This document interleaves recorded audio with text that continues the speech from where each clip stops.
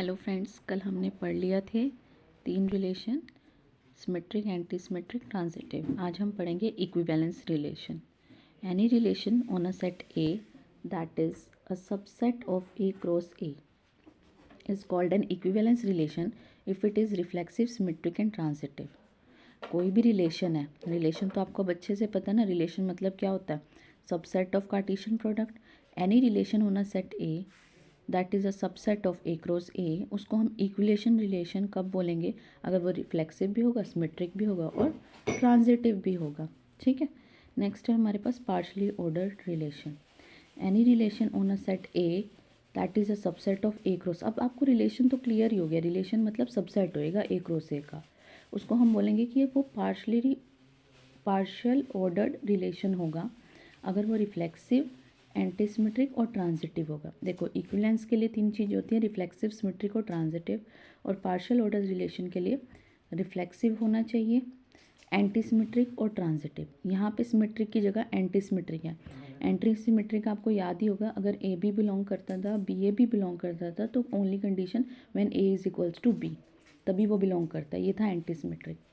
Now the set A with partial order relation R is called PO set, मतलब PO set मतलब partial ordered set and denoted by A, R। Clear हो गया।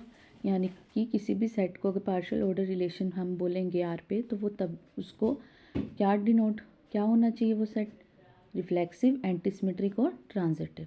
ठीक है, उसी set को हम बोलेंगे पार्शियल ऑर्डर रिलेशन। नेक्स्ट है हमारे पास इक्विवेलेंस रिलेशन। इक्विवेलेंस रिलेशन और इक्विवेलेंस क्लास में डिफरेंस है। इक्विवेलेंस रिलेशन में हमने बोला कि एक रिलेशन मतलब एक सबसेट मिलेगा जो कि रिफ्लेक्सिव, सिमेट्रिक और ट्रांजिटिव तीनों की प्रॉपर्टी होल्ड कर रहा होगा।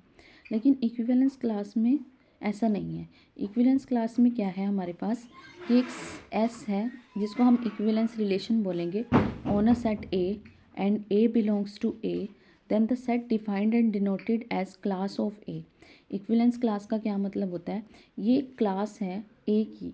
अब ए की क्लास में कौन से मेंबर्स आएंगे, वो सारे मेंबर्स आएंगे जो कि ए के साथ रिलेट करते हैं। इसी क्लास को हम बोलेंगे इक्विवेलेंस क्लास। कहने का मतलब क्या है, let s be an equivalence relation on a set a. S एक इक्विवेलेंस रिलेशन होना चाहिए, एक सेट एस जो है वो इक्विवेलेंस रिलेशन होना चाहिए। इक्विवेलेंस रिलेशन समझ गए ना, कि उसमें ऐसा सबसेट होना चाहिए जिसमें रिफ्लेक्सिव, सिमेट्रिक और ट्रांजिटिव तीनों प्रॉपर्टी होल्ड हो रही होगी। तो हम then the set defined and denoted by class of A, ये लिखा हुआ है ना क्लास ऑफ ए।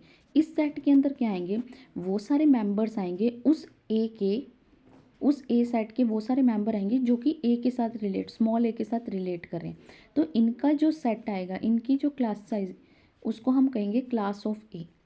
क्लियर हो गया। This is called equivalence class of A belongs to A by the relation S।